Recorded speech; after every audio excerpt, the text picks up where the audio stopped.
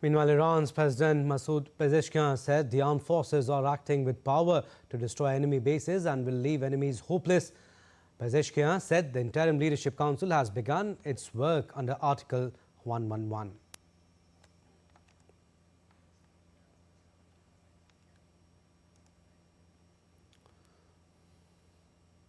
All right, DD India Shubhendu Ghosh joins us for more. Hi Shubhendu, what do you make of the situation in West Asia? I mean, US President Donald Trump says that Iran's new leadership wants to talk to him and that he has agreed also. What more you can tell us on this? Hi, Abhishek. Yes, the situation continues to remain very, very volatile in West Asia. All the principal actors, Iran, Israel, and United States, claim that the operation from their side is continuing against the adversary. The latest that is coming up, as you mentioned, is Donald Trump, US president, signaling that he's ready to talk with the new leadership. Although the question of new leadership is precarious, after the elimination of Supreme Leader Khamenei, we know that Iran has gone into 40 days of mourning. There is a temporary assembly of experts headed by the Iranian President Pezeshkian, who's in charge at the moment of the operations, but he does not have the sort of same standing as the Supreme Leader did. And we'll have to wait and watch if there would be a selection of a Supreme Leader in the interim period. There are about 88 clerical members who also form an important part of that assembly of experts. There are jurists who are part of it. This process may itself take some time. One can't comment on who are the people that Donald Trump may have spoken to. But what we've learned from his interview given to a magazine, Donald Trump has said that the attempt at talks, Iran should have done it sooner.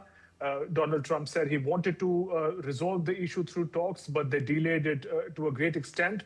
But this also is a bit of a contradiction with what, if we remember on the first day of the strikes, Donald Trump said that it's an hour of freedom for the people of Iran when he directly addressed the people of Iran, saying that US is ready for a change in regime. There was indication of elimination of the head of the government.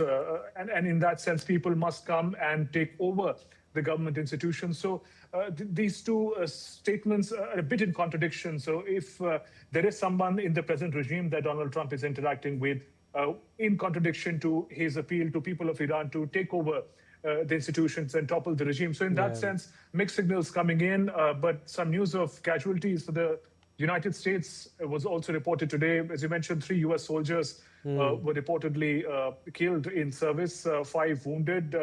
Details of where it happened have not been made public by the United States. Meanwhile, Israel also received some setback.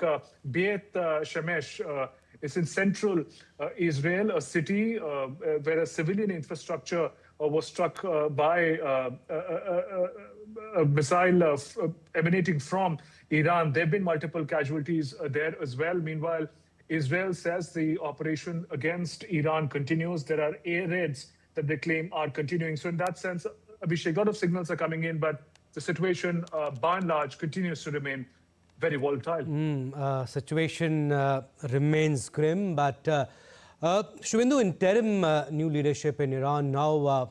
Iranian president says new leadership council has begun its work after death of Supreme Leader Ayatollah Ali Khamenei. Is this going to change anything, and how closely is the world watching the succession process for the next leader, Supreme Leader, I should say, and could that redefine Iran's engagement with the West and the region?